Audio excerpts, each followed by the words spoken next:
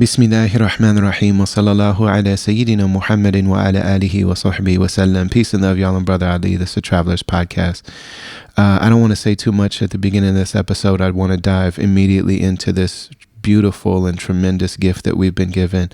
What we're about to hear is extremely important and heavy and painful and beautiful and hopeful and sad and joyous and really all those things woven together, as these moments often are. But I'll just say a little bit by way of introduction in case it helps give some context. So I'm a lifelong MC, Muslim imam, organizer, activist from Minneapolis. The producer of this podcast is BK1. We've done our whole career together, this work together for almost 30 years. I came from Michigan to Minneapolis when I was 15 and settled in North Minneapolis, which is a historically black neighborhood. My family is white. BK's family is white. He came from Milwaukee for college and settled in Cedar Riverside neighborhood, which is historically Somali neighborhood. We connected because we both love music and because we're both very interested in social justice on a level that's really deep and profound. I never found another white person that I was like, felt this connected to on so many of these things. And we have done our whole career together. 5 years ago, my family and I moved to Istanbul so that we could pursue, we're converts to Islam and we wanted to raise our children in Muslim environment and things like that. So we were in Minneapolis during the George Floyd uprising, and we're lifelong organizers and activists together as part of what we share. And dear friends, I'm partially blind, and so one of the ways that I communicate, the primary way for communicating is voice notes. And so I reached out to BK1 because I know that he's active, and so is his wife, and so are so many people that we're in community with, that he's active in this work in protecting the community from ICE, which is an invasion. People are being abducted and people are being traumatized and people are being harassed and when we all saw on the news that an ICE agent just murdered this woman, Renee Good, I didn't know her, but looking at her, I know that that's the kind of people that we know. And I know that BK1 is one of the people that's out in the street looking to assist and defend people in the community as he's always done. So I reached out to BK and I said, listen, man, I can only imagine what you're going through, but I'm just really, really very curious whenever you get a chance for however long in whatever way you feel like sharing. Can you please give me a sense of what's going on in Minneapolis and what you're feeling? And what you're about to hear is a series of 3 voice notes that he sent back. He sent these with no anticipation that anybody other than me would hear. He describes the situation. He describes his feelings about it. I sent him a message back saying, thank you so much for this. I really appreciate it. And then he had a follow-up message the next day. So what you're going to hear are 3 different voice notes that BK sent. You're going to hear them raw and uncut, and we're very grateful to be able to share them. And so I won't say anything else. We'll just get directly into it. Hey, man. Good to hear your voice. I want to give you a report on Minneapolis, but I don't even know what to say.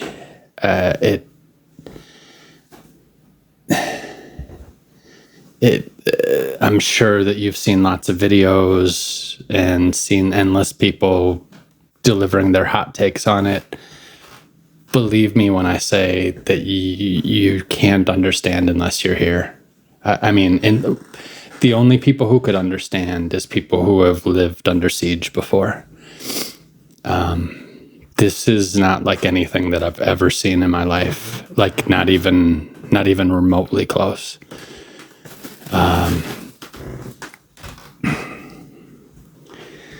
It just, there were 3 or 4 weeks, I think I said this already, but there were 3 or 4 weeks where it was about what we expected, where a lot of ICE agents were in town. They were doing a lot of abductions, but they were all targeted. They were going to this address looking for this person. They were going to this kitchen because they heard that they hire undocumented folks. They were looking for specific individuals or acting on specific tips. Starting, time is really strange right now, but my memory is that Renee was murdered on Wednesday. That Monday was when we really saw a shift happen. We had heard that 1,200 additional agents were coming, and then later that number ballooned to 2,000. But it wasn't just the increased presence. It was really clear that there was a new tactic in place, and it was anybody who's not white is in danger, specifically brown or East African looking. I mean, with my own eyes, on multiple occasions, I've watched them pull up to bus stops indiscriminately, not even ask questions, just grab people and throw anybody that they can catch, grab them and throw them in the van and peel off. The whole city is swarming with them. They act completely lawless. They drive down little side residential streets going no less than 60 miles an hour in the dead of winter. You know what happens in Minneapolis. Like, not only is the ground slippery, but the curbs move in. So these are incredibly narrow, very, very slippery. You know, you lived here for years, you know, there's like 2 inches thick of just solid ice. And these guys are just flying through our neighborhoods. If they get to a red light and there's somebody in front of them, they'll literally push a car through a red light into the intersection and then peel off. Their tactics have now moved to pulling fire alarms in apartment buildings and workplaces, and then looking to catch anybody that comes running out. They're calling in bomb threats to MPS, hoping to catch brown students when they come outside. I mean, it's just beyond the imagination.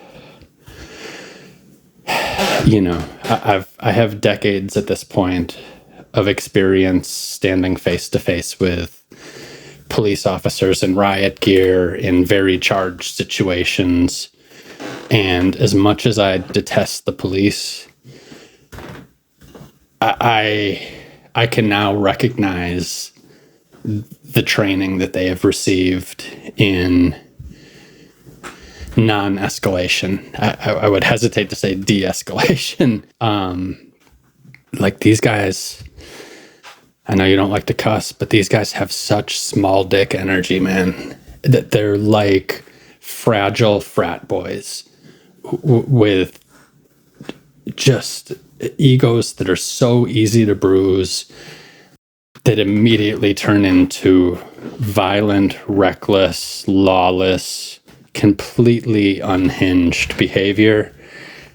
And it's not like a bad apple where it's like, whoa, that guy's off the chain.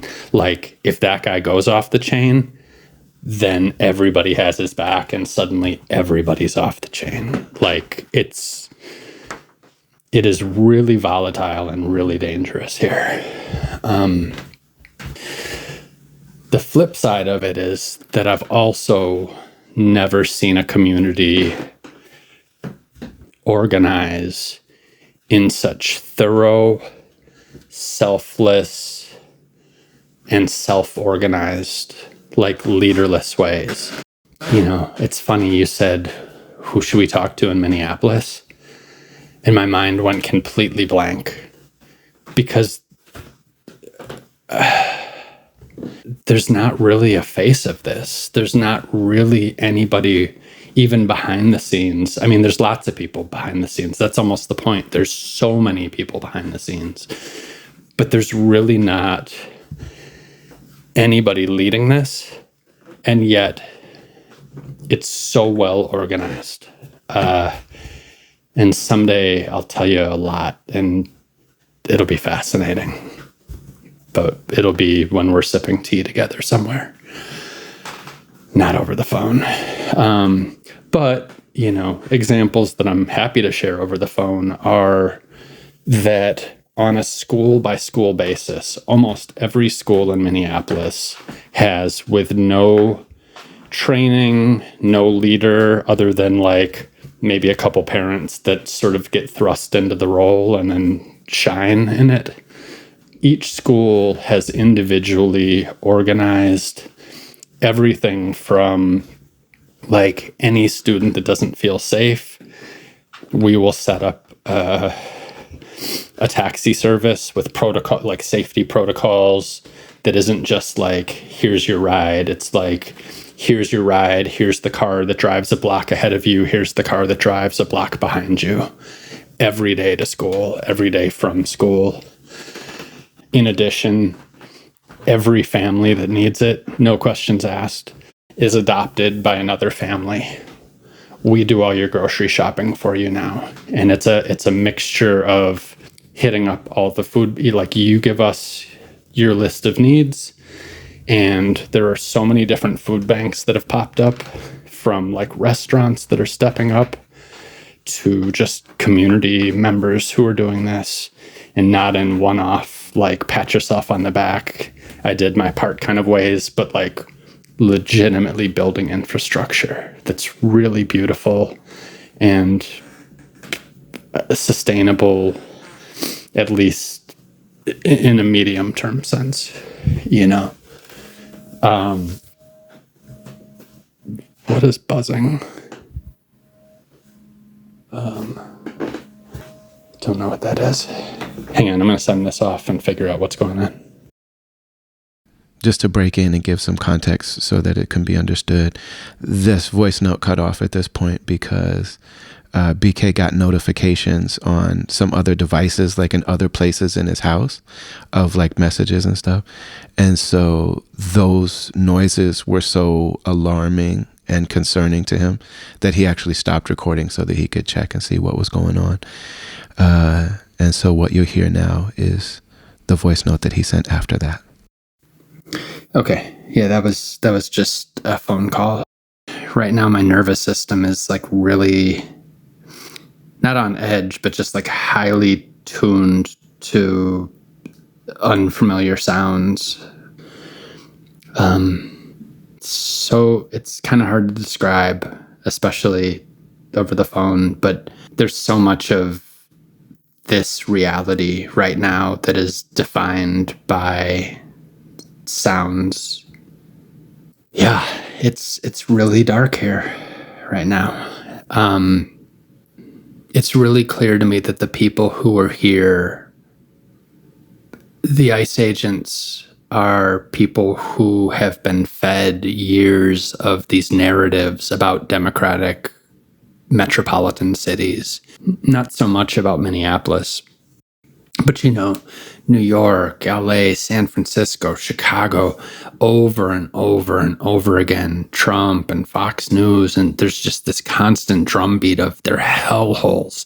They're under siege, their cities on fire, they're roving gangs, and like that used to all feel so ridiculous to me and just like a cheap ploy to get people on your side. And now the reality of what that has created, like what that has bred, is really clear to me.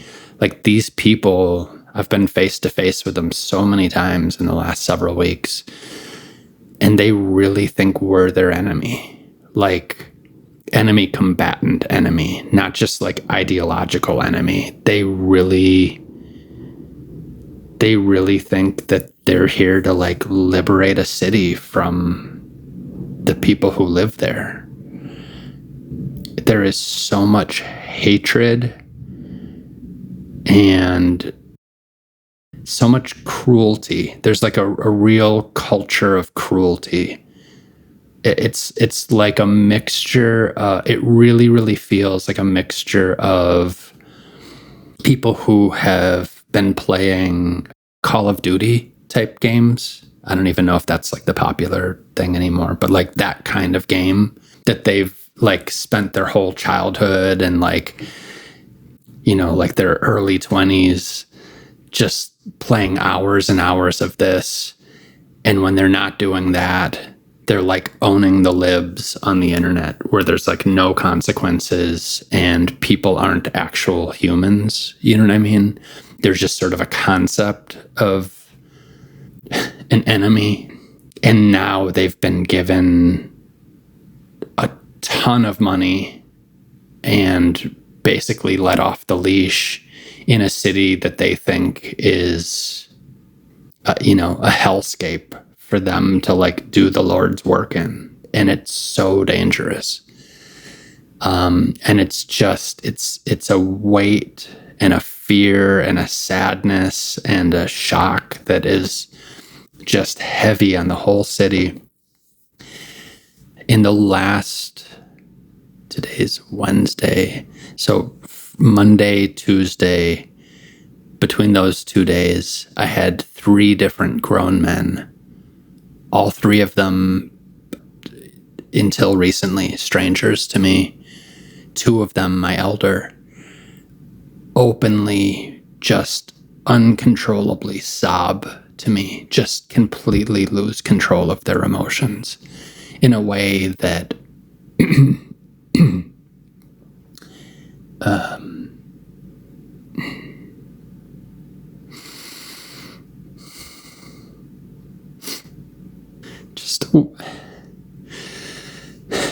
just a way that I know. A way that I know must have been, or would normally be, so embarrassing for them. I don't know them well enough to be inside of their psyche. But just culturally, and the way that they hold themselves and the way that they normally talk, I could just tell that these aren't people who just throw their emotions around. And one of them is a native man, registered to a tribe, absolutely a citizen, more claim over this land than anybody. God damn it.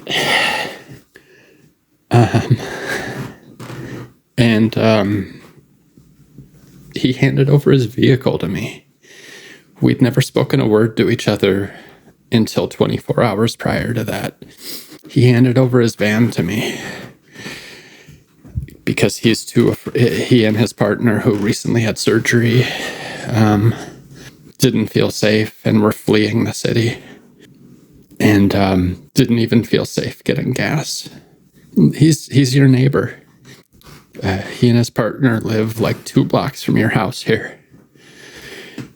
And to get gas, it occurred to me as I was driving over there. I was just driving around the east side of the lake and then curved around, and it drops you right at the gas station. You know what I mean? I do a lot of driving, people. I also do a lot of other things that give me a pretty keen insight into the routes that these people take. I really have a sense of where you're more likely to be safe versus not, in terms of just being outside, being exposed. And I can't think of a safer route than the route from his house to that gas station and back. But it didn't seem ridiculous at all to me for him to be afraid, even just to do that. And he wouldn't even let me do it until the cover of night. But just as much as there's this omnipresence of malice and hatred and danger, there's also very literally an omnipresence of people who have put their life on hold to help safeguard what we have here.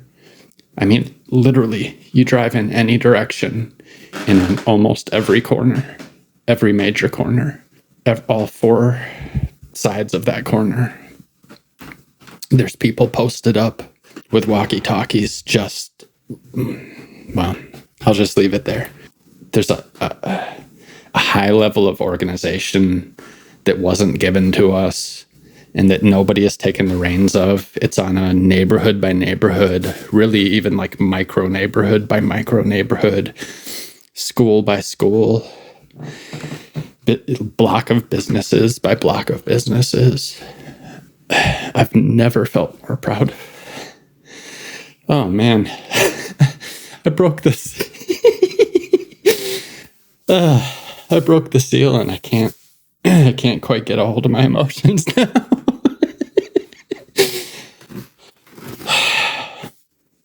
But for real, man, as terrible as it is here, it's deeply, deeply inspiring in a way that I haven't even felt in the wake of police murders and other moments where I saw a lot of people stand up. None of it is performative. All of it is dangerous. Even just the standing on a corner looking for people, blowing whistles when you hear other people blowing whistles. All of it is, in a very literal sense, dangerous. The 70-year-old gray hairs who go to the Y and shop at Engelbretson's to buy their lefse when it's Christmas time. And I mean, just the most milquetoast of the whites are standing up and doing actionable things to slow down and disrupt and call attention to and prevent ICE from doing their job. And not on one big day of action where they get to wear their favorite protest outfit and make a cute sign and hope that somebody takes their picture. Day after day after day in really unglamorous, cold, uncomfortable, scary ways. It really sucks that any of this is necessary, but it's so beautiful to see. All right. That's enough voice wavering and holding back tears from me. I love you, man, and we'll talk more soon. So these are the two voice messages that I got back from BK yesterday when I asked, what's it like to be you? What's it like to be in Minneapolis? How's your heart? How's your family? How's the community? How are our folks? And I was really grateful that he sent these back, and I hit him back, letting him know that. And the following morning, like this morning, he sent me this message, this third one that you're going to hear now, that really, I think, sheds light on another element and aspect that he alludes to earlier. But, you know, this third part is just very special. So I'm going to let you hear this. This was recorded the following morning. Hey, man. Good morning. Hope you're doing well. I wanted to check back in and just reflect on yesterday. I wanted to share with you that since this all began here in Minneapolis, and by that I don't mean the murder of Renee Good. You know, this began weeks before that. In that time, the needs have been so great and so urgent and so nonstop that I just really haven't had the time or the space to sit in my feelings, to grieve and to mourn. And I also haven't really, maybe with the exception of my mom, I haven't really had to or taken the time to explain what I'm seeing and experiencing with anybody else. And so, you know, leaving those messages for you yesterday was really the first time that my tongue was speaking these words, and it just really let the cap off the bottle. After I hit send on that second message, I just sat and ugly cried for a solid 30 minutes, and it felt so good. And then it was time to wipe my face off and get back to it. But that was a really healthy release. But I was reflecting on those feelings and the things that I shared with you yesterday. And I was remembering that, you know, you and I have been in plenty of marches where one of the chants is, I believe that we will win. And, you know, it's hard to conceive of anything that looks like a victory, because if ICE packed up and left tomorrow, and if sentences were handed down and quote unquote justice was served, there would still be lives lost. There would still be neighbors disappeared and families split up and children traumatized. There's harm that has been done that cannot be undone now. But that being said, I also see new connective tissues and new systems of care, and even just checking, neighbors checking on neighbors and relationships formed that weren't there before. And, I don't want to be overly optimistic. I don't want to be unrealistic. But some of this feels like things that will really last. Just the smallest of small examples, but, there's a father and preschool age son that I give rides to twice a day and have been for 3.5 weeks now, I think.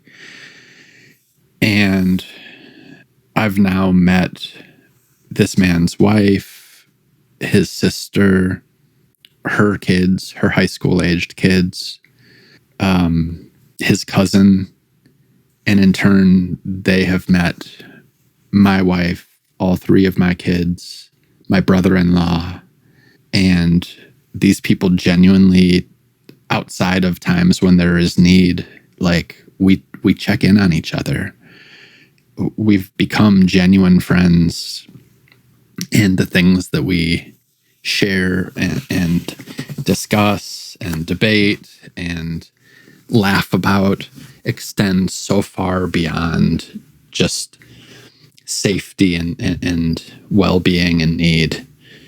These are genuine friendships that have been born, and I see so much of this. And I'm not the only one. There's a small network of people who are all sort of collectively serving this extended family. And beyond the members of the family, members of the community who are also helping out are now my friends, And it's not hard to imagine a world where in the not so distant future, all of us are sitting at a big table enjoying a meal together. Not because it's needed, not because we need to strategize, not because it's the safest option, but because we love and care about each other. And I see so much of that. And that feels like a victory. These systems of care, these networks of cooperative survival, that feels like a win. For years, they've floated around this specter of like billionaire Jew puppet masters with their paid protesters and, these nefarious networks of liberal activists, which is just patently ridiculous. But it occurred to me yesterday that they're doing that work for us. This moment in Minneapolis is radicalizing a generation of kids in a way that made up checks from George Soros could never do. These kids at Roosevelt High School who had to watch beloved staff members be assaulted by masked thugs who were pepper sprayed and shot with pepper balls on their school property in their neighborhood. No amount of propaganda, no amount of intellectual reading about history or nothing could possibly be as effective in helping these kids see the world for what it is and understand how much power they have to shape it like that and like what they're seeing every day in their city. So for all the horror, there is something here that really genuinely gives me hope. And in its own way, I believe that we will win. We will outlast these people. They have severely underestimated our resolve and our creativity and our love for each other.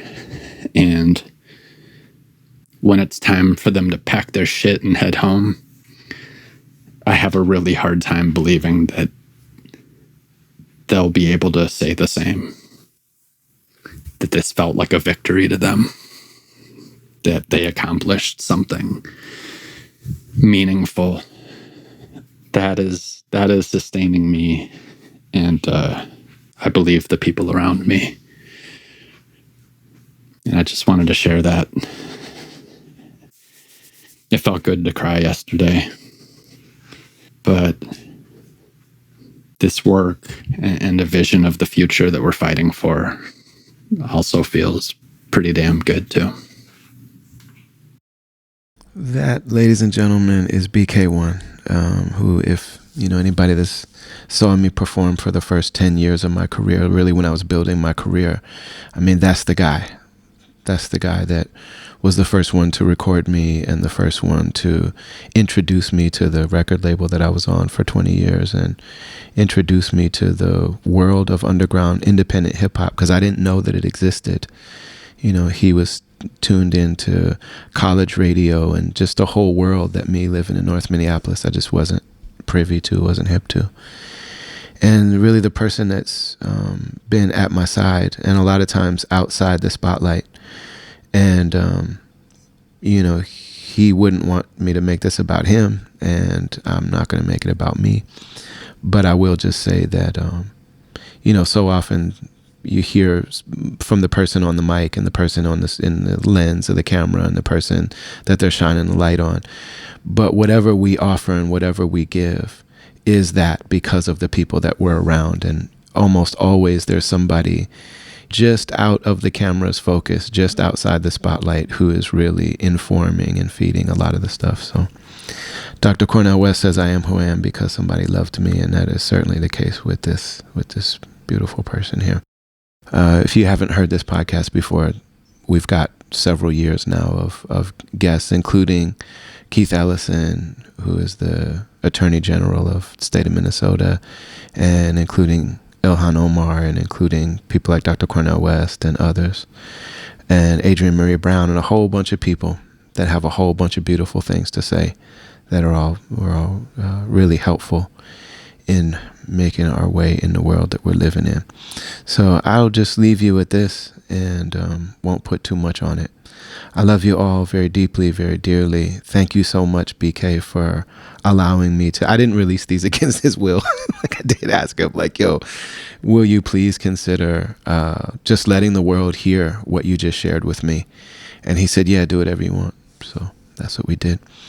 Inshallah, we'll be with you again soon. We love you a lot. Assalamu alaikum wa rahmatullahi wa barakatuh.